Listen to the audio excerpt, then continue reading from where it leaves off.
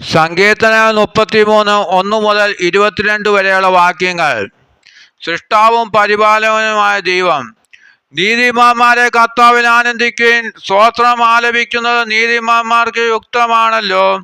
കിന്നരം കൊണ്ട് കർത്താവിനെ സ്തുതിക്കുവിൻ. 10 കമ്പിയുള്ള വീണ മീട്ടി അവിടത്തേക്ക് കീർത്തനം ആലപിക്കുവിൻ. കർത്താവിന് ഒരു പുതിയ കീർത്തനം ആലപിക്കുവിൻ. ഉച്ചത്തിൽ ആർപ്പുവിളികളോടെ വിദഗ്ധമായി തന്ത്രി മീട്ടുവിൻ. കർത്താവിന്റെ വചനം സത്യമാണ്, അവിടുത്തെ പ്രവൃത്തികൾ വിശ്വസനീയമാണ്. അവിടുന്ന് നീതിയും ന്യായവും ഇഷ്ടപ്പെടുന്നു. കർത്താവിന്റെ കാരുണ്യം കൊണ്ട് ഭൂമി നിറഞ്ഞിരിക്കുന്നു. കർത്താവിന്റെ വചനത്താൽ ആകാശം നിർമ്മിക്കപ്പെട്ടു. അവിടുത്തെ കൽപ്പനയാൽ ആകാശഗോളങ്ങളും. അവിടുന്ന് സമുദ്രജലത്തെ ഒരുമിച്ച് കൂട്ടി. ആഴങ്ങളെ അവിടുന്ന് കലവറകളിൽ സംഭരിച്ചു. ഭൂമി മുഴുവൻ കർത്താവിനെ ഭയപ്പെടട്ടെ. ഭൂവാസികൾ അവിടുത്തെ മുമ്പിൽ ഭയത്തോടെ നിൽക്കട്ടെ. അവിടുന്ന് അരുളി ചെയ്തു, ലോകമുണ്ടായി. അവിടുന്ന് കൽപ്പിച്ചു, അത് സുസ്ഥാപിതമായി. കർത്താവ് ജനതകളുടെ ആലോചനകളെ വ്യക്തമാക്കുന്നു. അവരുടെ പദ്ധതികളെ അവിടുന്ന് തകർക്കുന്നു. കർത്താവിന്റെ പദ്ധതികൾ ശാശ്വതമാണ്. അവിടുത്തെ ചിന്തകൾ തലമുറകളോളം നിലനിൽക്കുന്നു.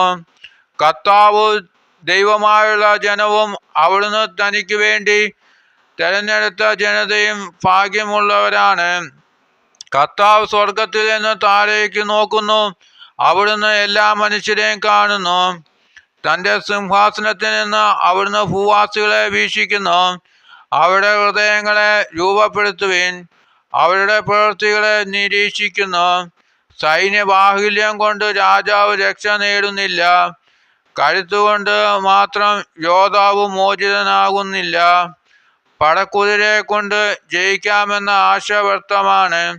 അതിൻ്റെ വലിയ ശക്തി കൊണ്ട് അതിന് രക്ഷിക്കാൻ കഴിയുകയില്ല. ഇതാ, തന്നെ ഭയപ്പെടുന്നവരെയും തൻ്റെ കാരുണ്യത്തിൽ പ്രത്യാശ വയ്ക്കുന്നവരെയും കർത്താവ് കടാക്ഷിക്കുന്നു. അവിടുന്ന് അവരുടെ പ്രാണനെ മരണത്തിൽ നിന്ന് രക്ഷിക്കുന്നു.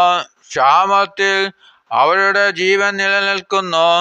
നാം കർത്താവിന് വേണ്ടി കാത്തിരിക്കുന്നു. അവിടുന്നാണ് നമ്മുടെ സഹായവും പരിചയം. നമ്മുടെ ഹൃദയം കർത്താവിൽ സന്തോഷിക്കുന്നു. എന്തെന്നാൽ നമ്മൾ അവിടുത്തെ വിശുദ്ധ നാമത്തിൽ ആശ്രയിക്കുന്നു. കർത്താവേ, അങ്ങയുടെ കാരുണ്യം ഞങ്ങളുടെ മേൽ ചൊരിയണമേ. ഞങ്ങൾ അങ്ങിൽ പ്രത്യാശമർപ്പിച്ചിരിക്കുന്നു.